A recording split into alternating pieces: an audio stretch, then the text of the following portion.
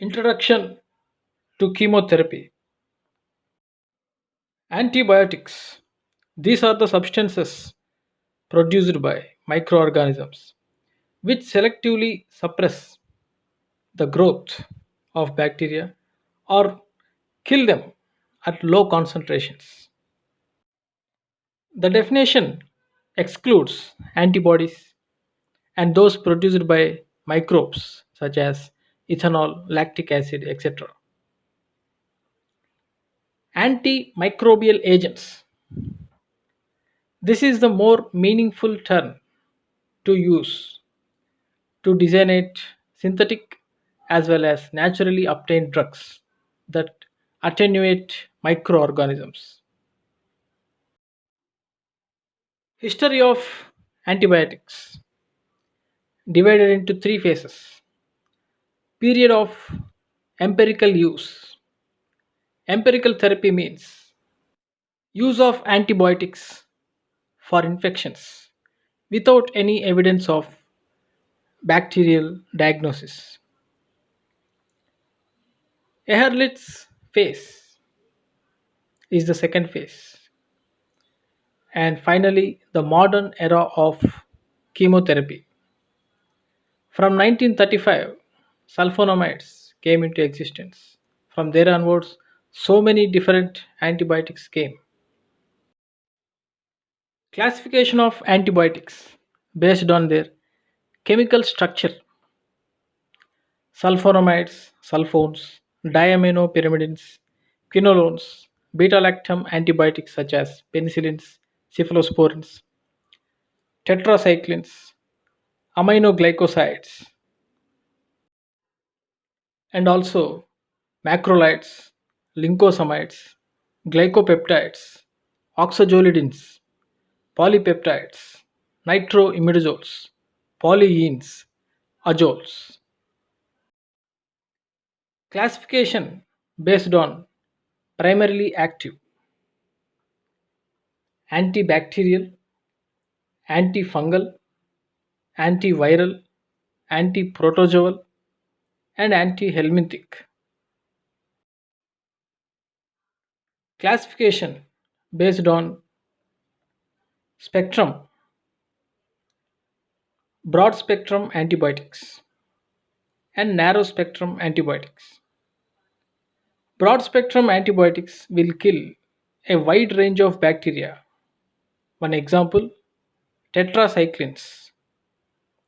Narrow spectrum antibiotics will kill a specific type of or a group of bacteria. Example: isoniazid. It will kill Mycobacterium tubercular bacilli. Classification based on activity: primarily bacteriostatic and primarily bactericidal. Primarily bacteriostatic. These drugs prevents the bacteria from dividing, will eventually lead to bacterial death. Example: sulfonamides. Some drugs may become bactericidal at high concentrations as attained in the urinary tract. Primarily bactericidal. These drugs will kill the bacteria. Example: penicillins.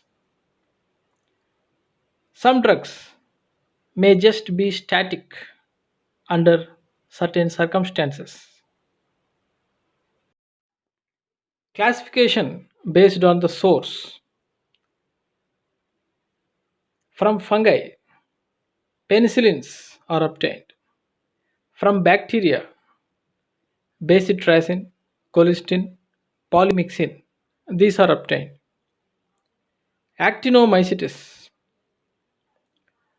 aminoglycosides are obtained from this. Classification based on the mechanism of action: some antibiotics will inhibit cell wall synthesis of bacteria.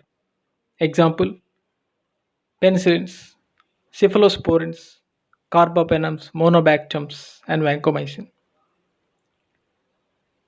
Some antibiotics will inhibit protein synthesis. Example: chloramphenicol, tetracyclines, macrolides, etc. Some antibiotics will alter the nucleic acid metabolism.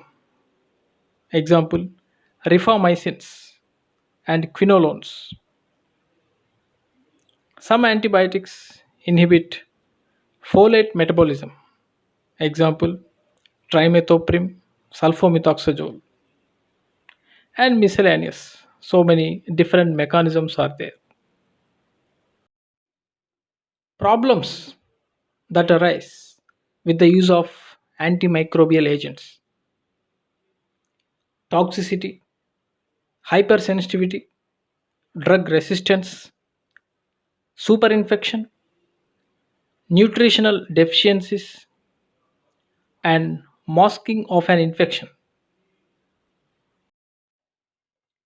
Toxicity is two types: local irritancy and systemic toxicity.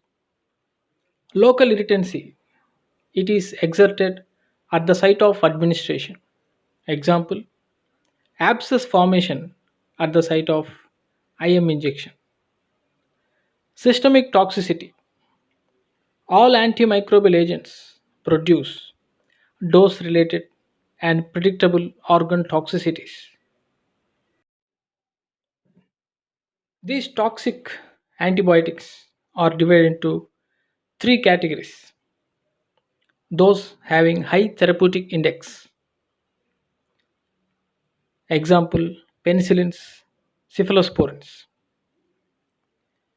These antibiotics, their doses up to 20-fold range may be given. Low therapeutic index antibiotics, example aminoglycosides, tetracyclines. Doses have to be individualized and toxicity watched for. And the third one, antibiotics having very low therapeutic index. Example, polymyxin B, amphotericin B. Their use is restricted to conditions where no suitable alternative is available. Hypersensitivity.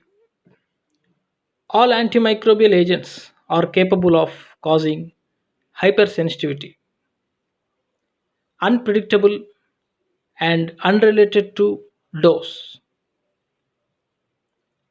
Whole range of reactions occur, starting from rashes to anaphylactic shock. Resistance to antibiotics. This is the unresponsiveness of a microorganism to an antimicrobial agent. Types of antimicrobial resistance: two types: intrinsic or natural resistance, acquired resistance. Intrinsic resistance, it is based on characteristics of a particular strain or species.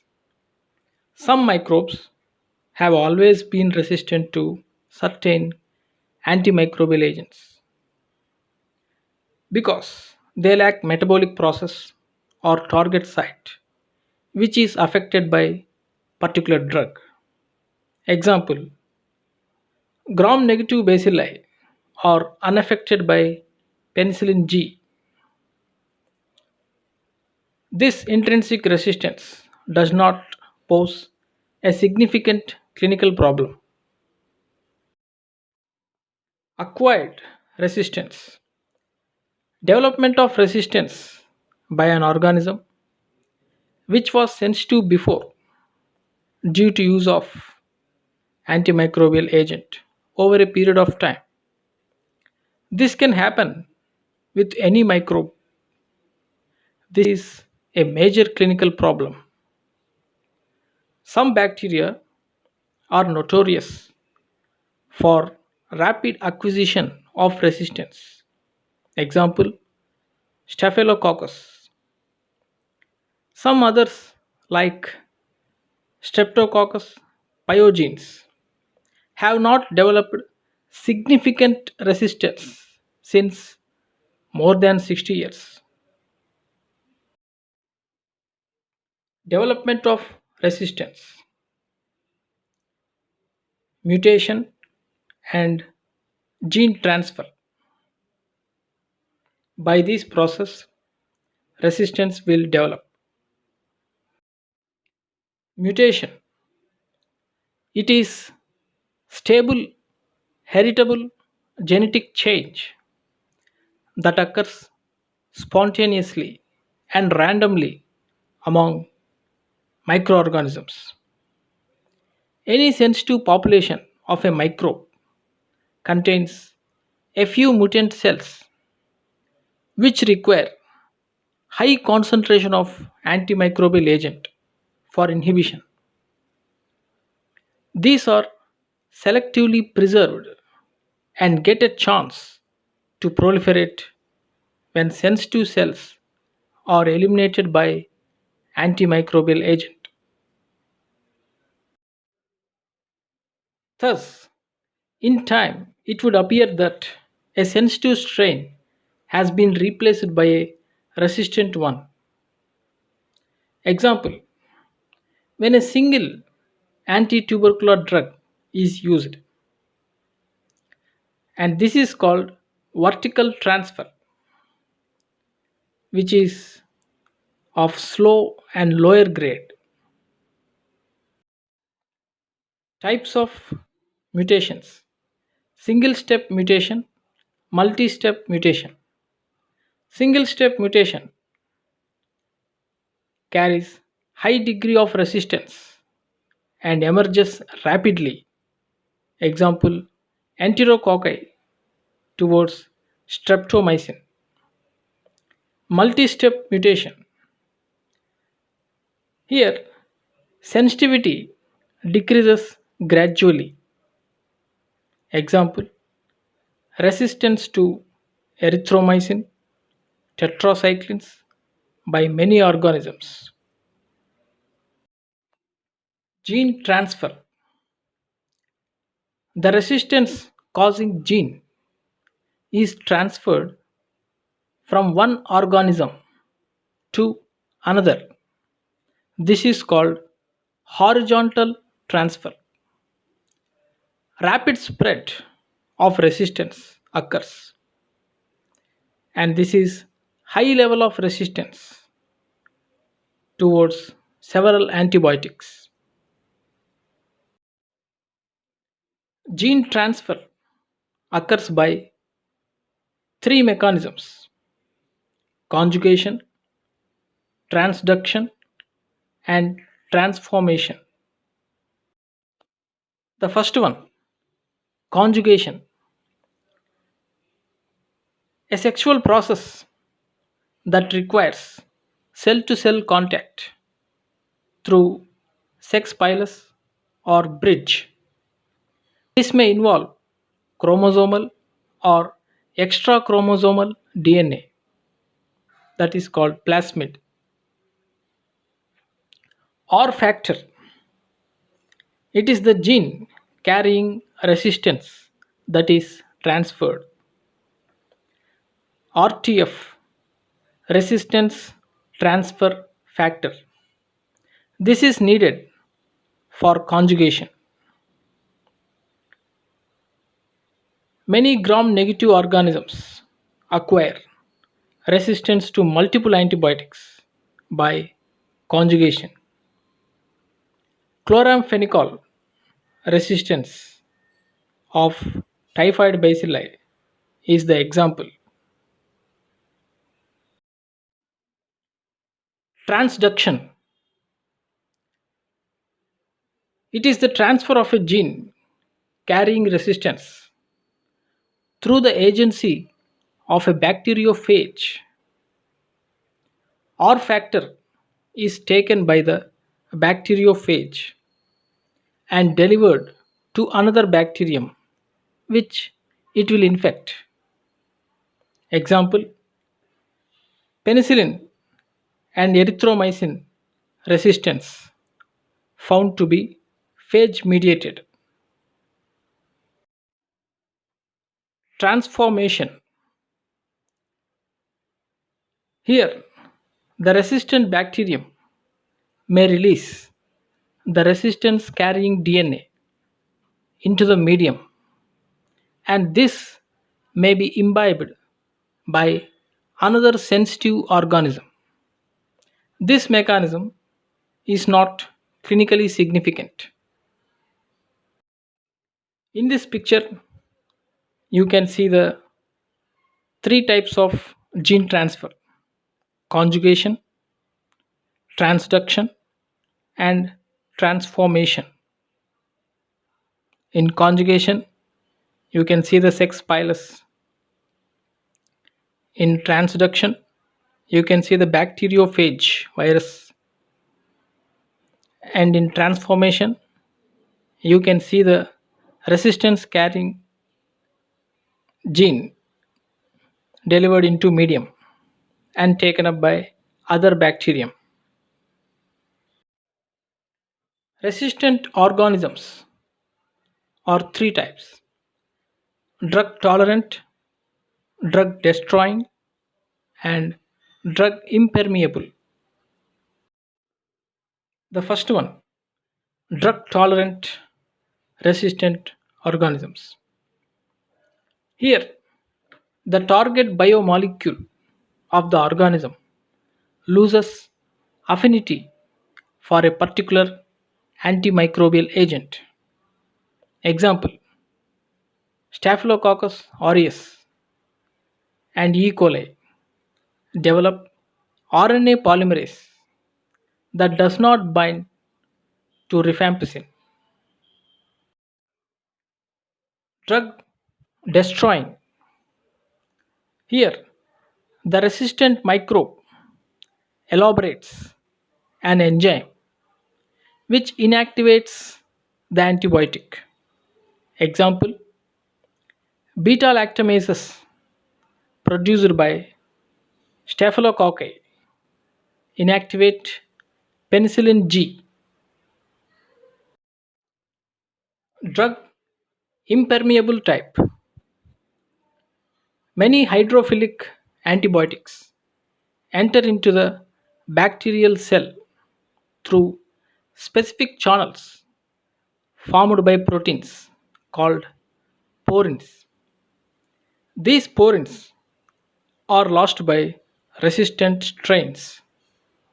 Example: chloroquine resistant Plasmodium falciparum accumulates less chloroquine. In this picture, you can see the three types. Drug inactivation. The bacteria will produce penicillinase enzyme that will destroy the beta lactam ring of penicillin antibiotics. In the second diagram, you can see the decreased permeability to antibiotics. And in the third picture, activation of drug pumps that will throw the antibiotics outside. And in the fourth diagram, use of alternative metabolic pathway by the bacteria. Cross resistance. Acquisition of resistance to one antimicrobial agent conferring resistance to another one to which the organism has not been exposed. This is called cross resistance. More commonly seen between chemically and mechanically related drugs. Example: resistance to one sulfonamide means resistance to all the sulfonamides. Sometimes unrelated drugs also show partial cross resistance. Example: tetracyclines and chloramphenicol. Prevention of antibiotic resistance. No indiscriminate and inadequate or unduly prolonged use of antimicrobial agents. Prefer rapidly acting and selective antimicrobial agents whenever possible. Use combination of antimicrobial agents whenever prolonged therapy is undertaken.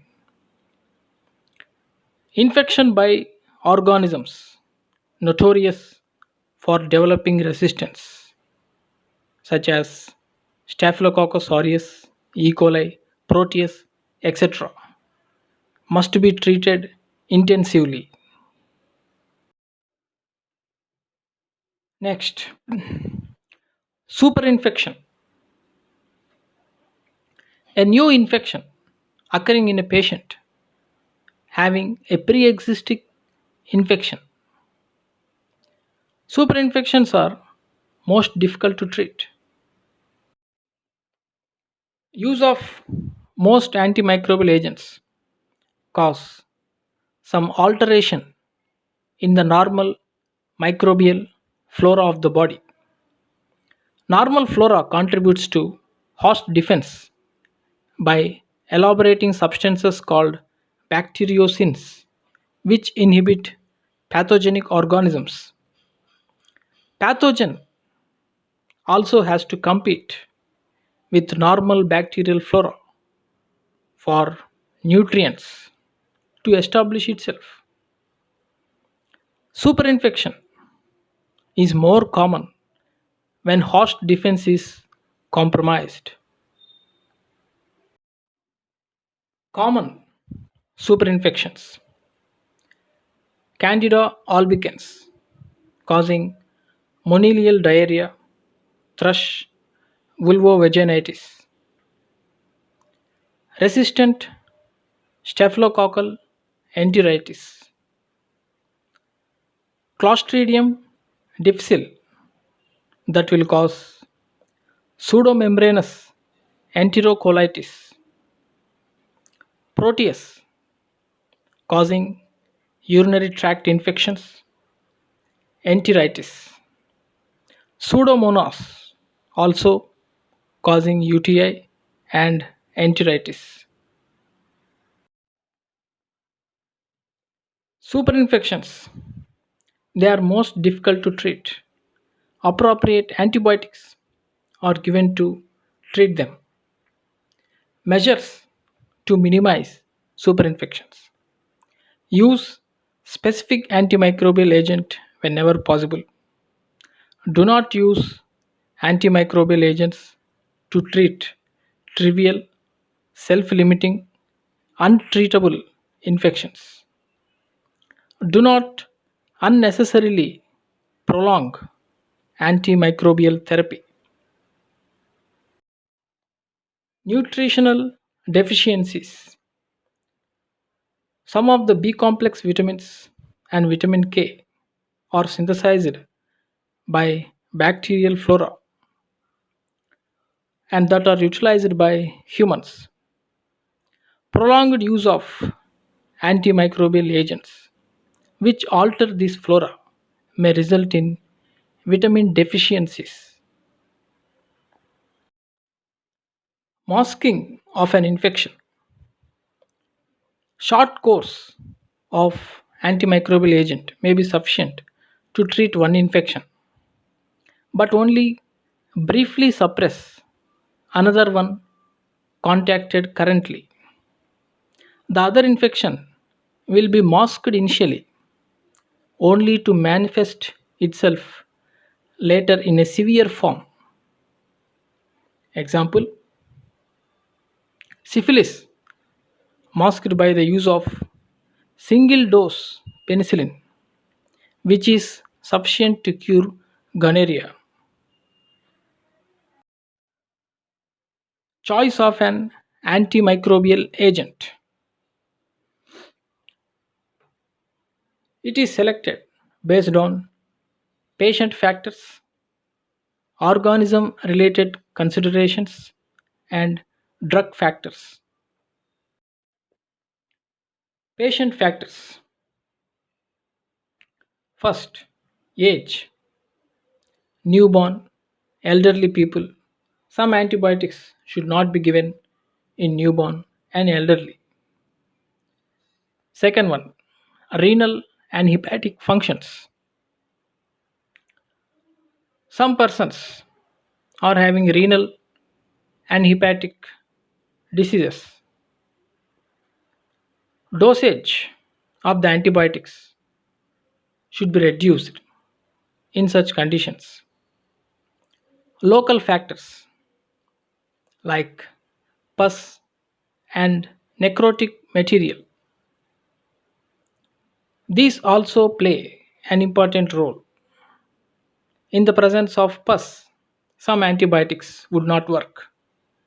Example: sulfonamides. Earlier drug exposure. Proper history must be taken from the patient whether he had already used some antibiotics. Impaired host defense should be considered. Pregnancy.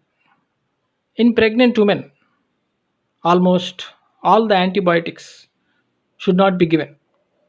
Most of them are teratogenic. Genetic factors should also be considered. Organism related considerations.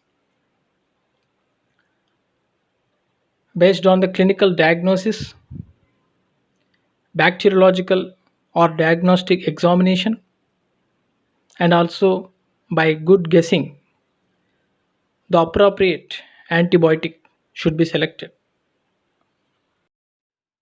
Drug factors. Based on the spectrum of activity of the drug, whether it is broad spectrum or narrow spectrum, and based on the type of activity, whether it is bacteriostatic or bactericidal, and based on the sensitivity of the organism, whether the bacteria is sensitive or resistant to the drug, and based on relative toxicity, and you should select the appropriate route of administration. Evidence of clinical efficacy should also be considered. And finally, cost. The antibiotic having low cost should be selected. Pharmacokinetic profile. There are two terms: concentration dependent killing and time dependent killing. Some antibiotics will follow concentration dependent killing. Example: fluoroquinolones, aminoglycosides, and metronidazole. Here, the inhibitory effect of the antibiotic depends on the ratio of peak concentration to minimum inhibitory concentration. Some daily dose of antimicrobial agents produces better action when given as a single dose than divided into 2 to 3 portions. Next one, time dependent killing. Example: beta lactams, macrolides, and glycopeptides. Inhibitory effect of the antibiotic depend on length of time the concentration remains above the minimum inhibitory concentration. The division of daily dose improves the effect. Coming to the combined use of antimicrobials, more than one antimicrobial agent are frequently used concurrently. Objectives of using antimicrobial combinations: to achieve synergism, to prevent emergence of resistance, to broaden the spectrum. To achieve synergism, every antimicrobial agent has a specific effect on selected microorganisms depending upon the drug pair as well as the organism involved. Either synergism or antagonism is seen. Synergism manifests in terms of decrease in minimum inhibitory concentration of one antimicrobial agent or both. If the MIC, minimum inhibitory concentration, of each antimicrobial agent is reduced up to 25%, the pair is considered as synergistic. If it is reduced from 25 to 50%, the pair is considered as additive. If it is reduced more than 50%, it indicates antagonism. The synergistic drug sensitizes the organisms to the action of other drug of the pair.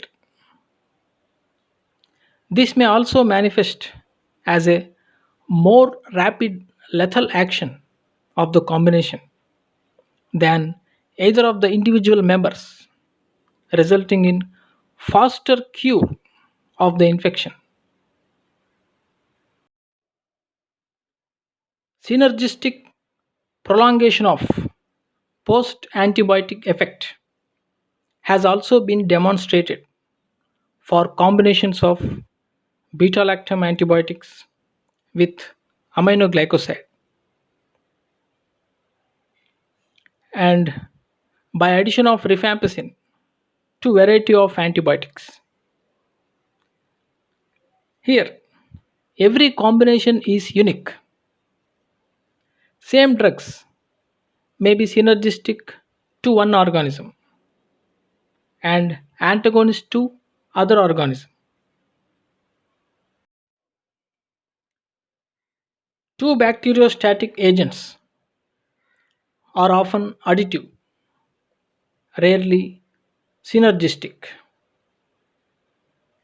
Example: tetracyclines, chloramphenicol, and erythromycin. Sulfonamide with trimethoprim combination is supraadditive. The individual drugs are bacteriostatic, but the combination is bactericidal. Two bactericidal drugs are frequently additive and sometimes synergistic if the organism is sensitive to both. Example: penicillin plus gentamicin combination produces faster cure and reduces relapse by more complete eradication of the pathogen. The combination of bactericidal agent with bacteriostatic agent may be synergistic, or antagonistic, depending on the organism. If the organism is highly sensitive to the cidal drug, then the response to combination is equal to the static drug given alone. This is called apparent antagonism. Example: penicillins plus tetracyclines on pneumococci. Next one. If the organism has low sensitivity to the cidal drug, then synergism is seen. Example: penicillins plus sulfonamides for actinomycosis. To prevent the emergence of resistance, if the incidence of resistant mutants of a bacillus infecting an individual for the drug P is 10 to the power of minus 5, and for the drug Q is 10 to the power of minus 7, then only 1 out of 10 to the power of 12 will be resistant to both. This principle of using two or more antimicrobial agents is valid primarily for chronic infections needing prolonged therapy. Example: tuberculosis and leprosy. To broaden the spectrum, treatment of mixed infections, often aerobic and anaerobic organisms sensitive to different drugs, are involved. Drugs should be chosen on the basis of bacteriological diagnosis and sensitivity pattern, and should be employed in full doses. Example: clindamycin or metronidazole are included to other antibiotics to cover anaerobes. Initial treatment of severe infections. For the empirical therapy, since bacterial diagnosis is not known, drugs covering gram positive, gram negative, and anaerobes as well. Example: penicillin plus gentamicin combination. The rational combinations cure better but should be continued till bacteriological data become available. Topically, antimicrobial agents which are not used systemically are poorly observed from the local site and cover broad range of gram positive and gram negative, are combined for topical application. Example: bacitracin, polymyxin B. Disadvantages of antimicrobial combination: they foster a casual rather than rational outlook in diagnosis of the infections and choice of antimicrobial agent.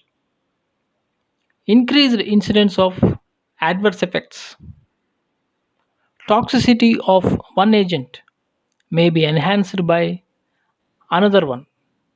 Example: vancomycin and gentamicin produced exaggerated kidney failure. There will be increased risk of superinfections. This is also one disadvantage. Inadequate doses of non synergistic drugs will promote the emergence of resistance,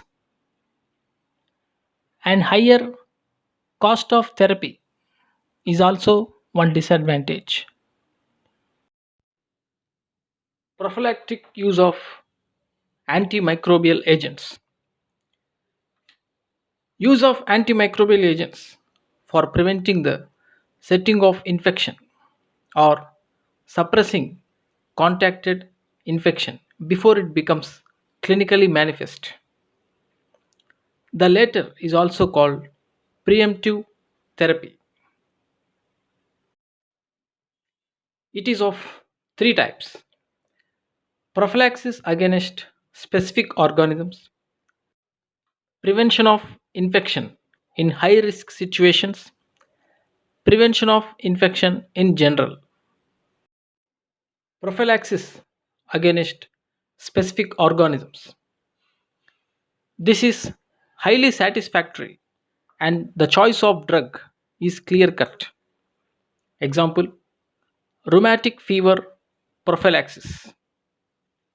Benzathine penicillin is the drug of choice for preventing infection by group A streptococci.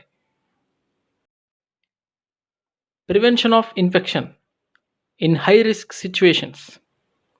This is valid and satisfactory in certain situations but controversial in others. Example: dental extraction, tonsillectomy, endoscopy cause damage to the mucosa harboring bacteria and induce bacteremia in patients having valvular defects. This can cause endocarditis. Amoxicillin or clindamycin may be given few hours before or few hours after the procedure. Prevention of infection in general. This is highly unsatisfactory in most cases and must be condemned. For example, to prevent postpartum infections in mother after normal delivery. Prophylaxis of surgical site infection. Surgical site infection includes superficial, deep incisional, and organ space infections.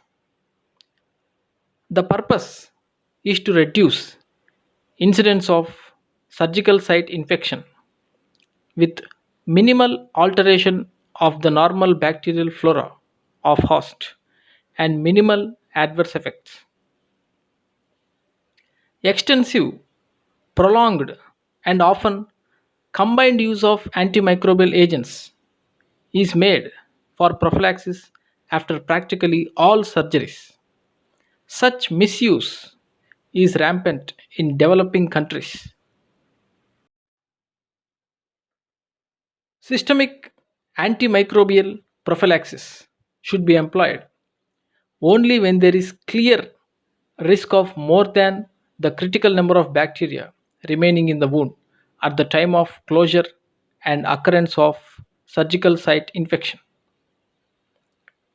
Prophylaxis should be given for the surgeries which lasted for more than 2 hours, in which prosthesis is inserted into the bone or soft tissue, and in diabetics, immunocompromised patients, infants, elderly people, malnourished, etc.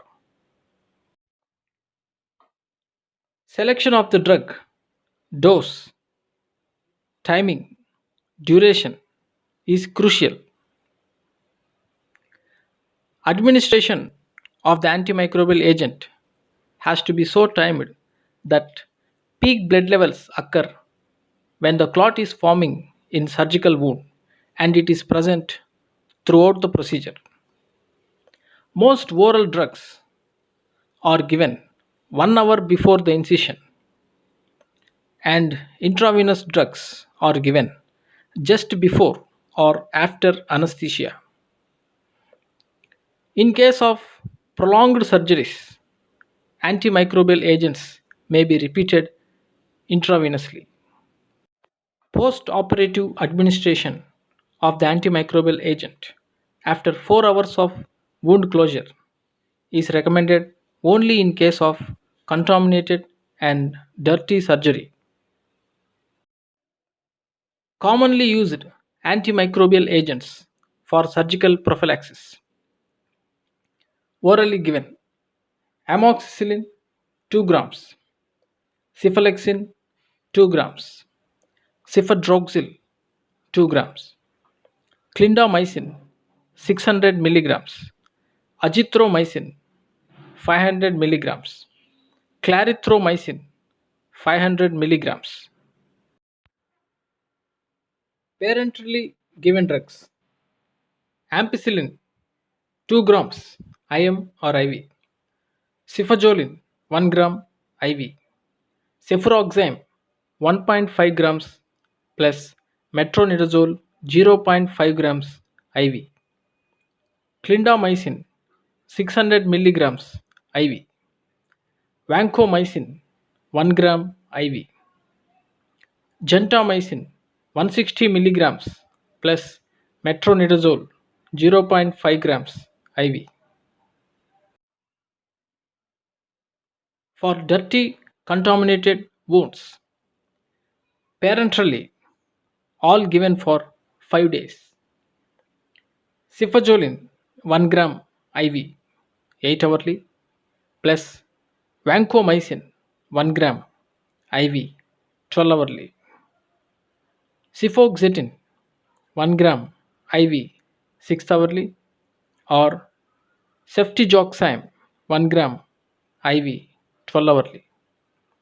Clindamycin 0.6 grams IV 8 hourly plus gentamicin 80 milligrams IV 8 hourly.